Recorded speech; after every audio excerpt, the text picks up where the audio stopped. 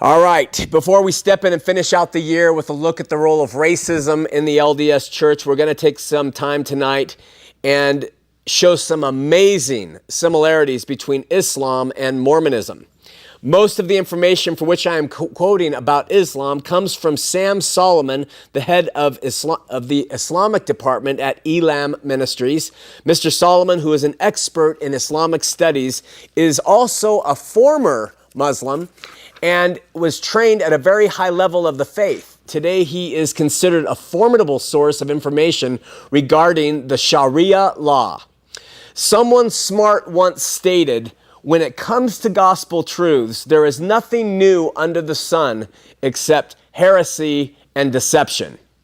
There was never a more true statement said, especially when discussing faith movements like Mormonism and Islam. Because of an overwhelming push to be politically correct, stay with me, Director, to be politically correct, people today focus on similarities between faiths rather than obvious, blatant differences.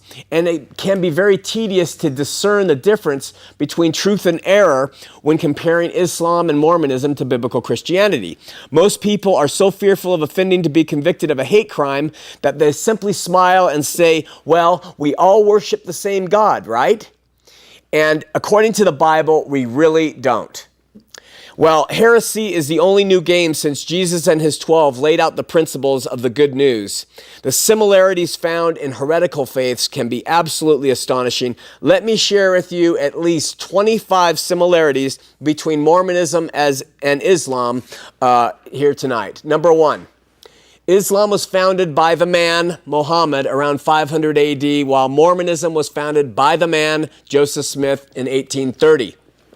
Both Mormonism and Islam use terminology that sound and seem Christian, but when defined and broken down, prove to be quite different, even contrary to gospel truth. Since almost all of the terms used in Islam and most of the terms used in Mormonism originate from the Bible, understanding the differences between them, especially the role of Muslim and Mormon apologists, when those apologists try to make them seem like the same thing, can be troubling. Number three, when many people today believe that Islam means peace, this thing that has been promoted, Islam means peace. This is neither accurate nor is it Quranic. Islam actually means submission, which in the end means submission to an assortment of laws and rules and cultural demands, same as Mormonism. For to be either Muslim or Mormon, acceptance and submission to the ways established by their founders is mandatory. Number four, Mormon scholars agree that Islam is an all-encompassing system. It is socio-political, socio-religious, socio-economic, socio-educational, it's legislative, it has a judiciary, and it's even militaristic in its influences. With the exception of an active military force, Mormonism is no different.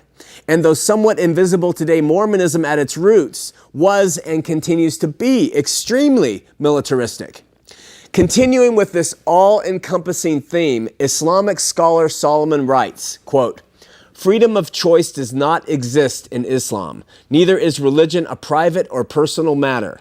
All decisions have already been made by Allah or his prophet Muhammad. So Muslims have no choice but to follow these divine regulations. Whoever strays has indeed strayed in error," end quote. Similarly, in Mormonism, all decisions have been made by God through his LDS prophets and the brethren, so faithful LDS really have no option but to toe the line they lay forth or be cast out. In the LDS Church magazine, The Improvement Era in 1945, it reads, "Any Latter-day Saint who denounces or opposes, whether actively or otherwise, any plan or doctrine advocated by the prophets, seers, and revelators of the church is cultivating the spirit of apostasy. Lucifer wins a great victory when he can get members of the church to speak against their leaders and to do their own thinking. When our leaders speak, the thinking has been done. When they propose a plan, it is God's plan. When they point the way, there is no other way which is safe. When they give direction, it should mark the end of the controversy." Years later, in 1979, member of the first presidency in Eldon Tanner, verified that when the prophet speaks, the debate is over, and that and repeated it twice and this is found in the Ensign, March 1979, pages 2 and 3, that when the prophet speaks, the debate is over. Now, listen to the way Solomon describes the founder of Islam. Quote, Muhammad himself claimed authority from the top to bottom in the budding Islamic entity, including a prophetic office, being a supreme legislator, a judge, commander-in-chief of the armies, and head of the Muslim community. He established a state, sent armies, conquered his enemies, and collected taxes. Muhammad was a multifaceted religious leader. Now listen to the way award-winning historian D. Michael Quinn described Joseph Smith.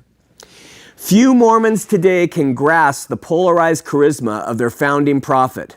Some may feel uncomfortable when confronted with the scope of Joseph Smith's activities as a youthful mystic, treasure seeker, visionary, a loving husband who deceived his wife regarding about 40 of his polygamous marriages. A man for whom friendship and loyalty meant everything, but who provoked disaffection by testing the loyalty of his devoted associates. An anti-Mason who became a master Mason. Church president who physically assaulted both Mormons and non-Mormons for insulting him. A devoted father who loved to care for his own children and those of others. Temperance leader and social drinker. Bible revisionist and esoteric philosopher. City planner, pacifist, commander-in-chief. Student of Hebrew and Egyptology, bank president, jail escapee, healer, land speculator, mayor, judge, and fugitive from justice. So we have a similarity of the widespread way that both of these religious founders tried to get into the lives of the people. Number 5, Islam is founded primarily on 2 books of writing. The first book is the Quran, which Muslims believe is the most correct book on earth. I've read this with my own eyes from a Quran I own. It states it at the entrance. The second set of writings that the Muslims follow is the Sunna, which is Arabic, which means to form or shape or mold or set a path.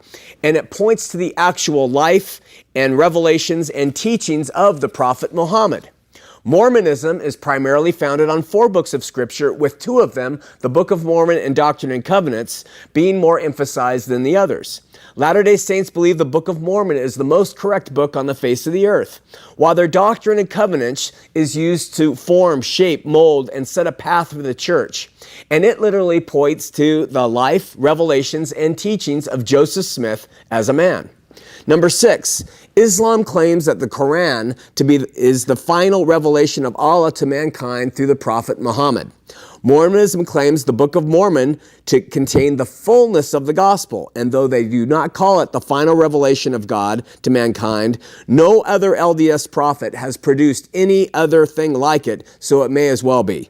What the LDS call modern revelation from a living prophet is almost a non-event, as very few things have been added to what the founder Joseph Smith already said. Number 7, the Quran and Sunnah was given to Muhammad piecemeal over a period of many years and by direct revelation. The Book of Mormon and Doctrine and Covenants were given to Joseph Smith piecemeal over a period of many years and by direct revelation. Number 8, Latter-day Saints believe that the original source of the Book of Mormon is from golden plates which were taken to heaven once the book was done. Muslims believe that the original version of the Quran has been preserved on what they call, quote, the eternal tablet, which was brought down to this atmospheric realm temporarily to inspire Muhammad's mind. Number 9, the angel Gabriel directed Muhammad to write what he wrote and assisted him in the process.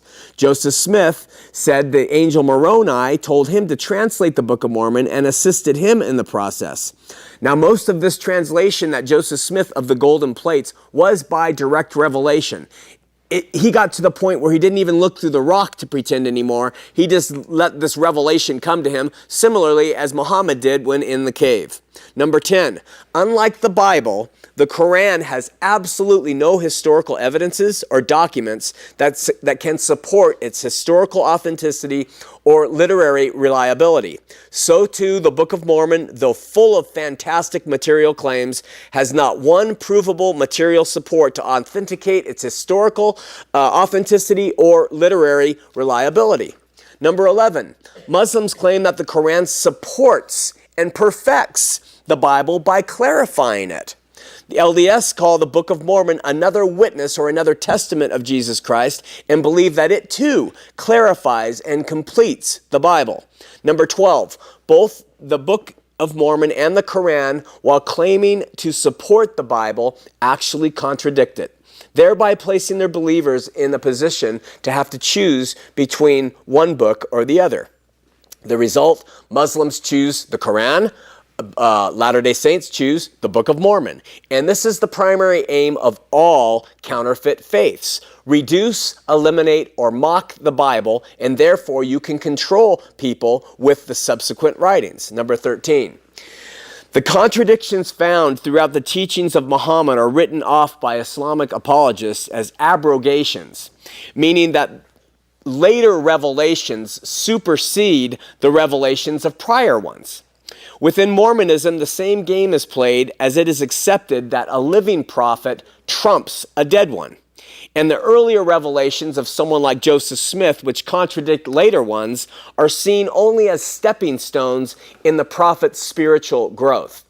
The author Richard Bushman, who wrote Rough Stone Rolling, he says in his book, or he's LDS, he says that Joseph Smith, when he was looking through stones to find hidden treasure, that God was using this activity, which he was arrested for and convicted, that God was using this activity to teach him to be a seer and revelator for the church. Amazing. Number 14, the Quran actually teaches and testifies the coming of Muhammad. And Muhammad actually rewrote parts of the Bible so that it too testified of his coming ministry. The Book of Mormon actually teaches and testifies of the coming of Joseph Smith. And Joseph Smith actually rewrote parts of the Bible so that it too testified of his coming and ministry.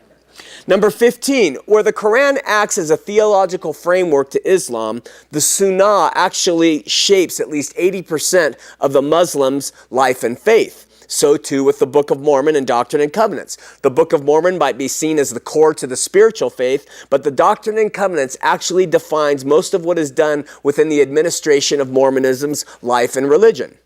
Number 16, Muslims accuse the Jews and Christians of tampering with the Bible, especially in order to remove prophecies that spoke about Muhammad, and therefore consider the Bible to be corrupt.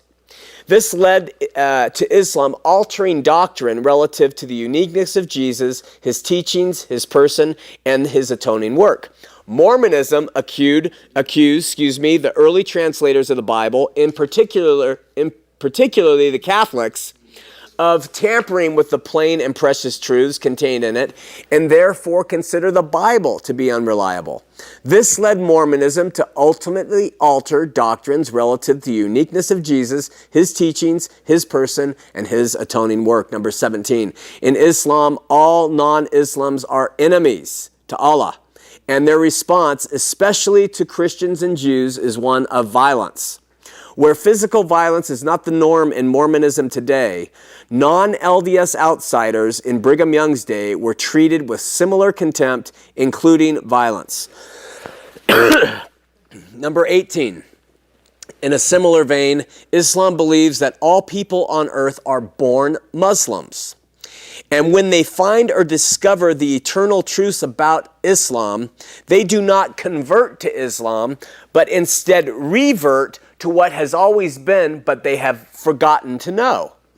Muslims believe that those who have not reverted to Islam stand in a state of rebellion to Allah. When someone does revert, there's great joy within the ranks of the person and they're welcomed home. Similarly, Latter-day Saints embrace the idea that all of the human race is in fact in possession of a premortal existence where we knew the truths. And that when a person converts to Mormonism, they rediscover, they find, or they have the veil lifted from their heart, and their minds embrace the Father's plan that was presented in this pre-existence. Number 19, Joseph Smith, and thus Mormonism today, taught that the LDS gospel has been known and practiced from the beginning of recorded history, and that all prophets from the past were tacitly Mormon. My daughters recently told me of an LDS man here in Salt Lake City who told a group of kids that Jesus was a Mormon. Naturally, Islam teaches that all of the Old Testament prophets were Islamic, and that they all preached Islam. Jesus is included in this group too. Number 20.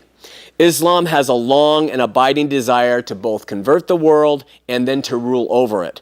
The Surah 7:158 tells them that all people need to be brought back to Islam by every means necessary. Islam divides the world into two categories: the land of Islam and the land of war. So too Mormonism, from its foundations, has longed to convert the world and then to rule over it. Previous Heart of the Matter programs have provided ample examples of this ambition. At the same time, Mormonism has long broken the world down into two polarized groups as well: members and non-members. People who live in Zion, Utah, and people who live in what they call the mission field, anywhere else but Utah, which is the equivalent of the Islamic land of war. Number 21, Islamic law declares that insulting the Prophet Muhammad is equal to insulting Allah, since they are respected as representing each other fully. In some Islamic countries like Pakistan and Saudi Arabia, disrespecting or refuting Muhammad is worthy of immediate public execution. When Brigham Young settled Utah, the people who followed him here found themselves under a similar religious fervency. To question or deny the faith, Brigham Young or the prophet Joseph Smith could lead to death, but always led to people being wholly rejected by family, friends, and the community at large. Today, and though not nearly as extreme, the fact remains that to disrespect either Joseph Smith Jr. or the living prophet is certain grounds for being a social outcast, even to the point of having your high school English teacher give you a C for speaking your opinion in a paper about the differences in religion. It is my simple opinion that if and when Mormonism gets to the same numbers as Islam, 1 billion strong, and if it can maintain its economic status in the world, it will return to the extremist ways of Brigham Young and flex its muscle against anyone who challenge, question, or oppose it. Finally, there are four main ingredients or working philosophies that keep Islam alive and growing. I would suggest these four ingredients are also present in the LDS faith today. They are, first, the doctrine of Takea; second, the doctrine of abrogation; third, the doctrine of biblical corruption; and fourth, the doctrine of obedience. Let me briefly touch on these really quickly before we go to the phones. First, the doctrine of Takea is better understood as the doctrine of cover-up in Islam. Takea literally means in Arabic, disguise. It sanctions lying in order to advance the cause of Islam or to preserve its good name. Takea is very effective in Islamic apologetics because rarely will a non-insider get the straight story from an insider. Islam expert Solomon admits that he used Takea frequently when he was a Muslim and involved in debating Christians, all in an order to protect the faith. Similarly, Mormons have long been accused of a practice called lying for the Lord. The tactic is to use white lies and subtle deceptions so as to protect the faith from scrutiny. If you want an ample living example of that today, sit down a couple of LDS missionaries and ask them some questions, and you will see lying for the Lord in action. Second, the doctrine of abrogation, as we mentioned before, was the doctrine of convenience. When Muhammad stated one doctrine and then later on pronounced a contrary doctrine, the doctrine of abrogation stepped in and justified the inconsistency by saying that Allah is in charge and he can change his mind willy-nilly if he wants. This is accepted by adherents of Islam worldwide. Mormonism justifies its changing doctrines and inconsistencies with the convenience of modern revelation. To them, there's nothing inconsistent when the LDS prophet says one thing and 10 years later another LDS prophet says another. In the end, it's all what Muslims call abrogation. The third one, the doctrine of biblical corruption, is exactly as it sounds, and both Islam and Mormonism propagate it as true. And finally, Islam and Mormonism both embrace a doctrine of strict legalistic obedience to other men to one extent or another. So there they are, the similarities between Islam and Mormonism. Both were religions started by men claiming to be visited by angels. Both have additional scripture which contradict the biblical good news. Both claim these scriptures came from heavenly plates or tablets. Both claim a belief in a different Jesus. Both demand total allegiance in their faith. Both are highly legalistic, extending to even diet, dress, and finances. Both have a past and present history of extremism. Both claim the Bible has been corrupted. Both claim their additional book clarifies the Bible. Both have founders who have added their own names into the Bible narrative through retranslation. Both practice some form of the doctrine of Takea, which in simple terms means lying for the cause. Both practice the doctrine of abrogation, which means it's permissible for one latter revelation to contradict an earlier one. Both treat defectors of the faith harshly. Both say that it's an insult to God to insult the founder and that's equal. Both state that their founders' contributions are essential to the salvation of man. Both desire to convert the world. Both desire to govern the world. Both use biblical terms which has an entirely different meaning from the Christian worldview. Both represent an all-encompassing faith which invades every aspect of a person's life, and both are non-biblical, non-Christian, deceptive religious world powers, which in the end are the product of men.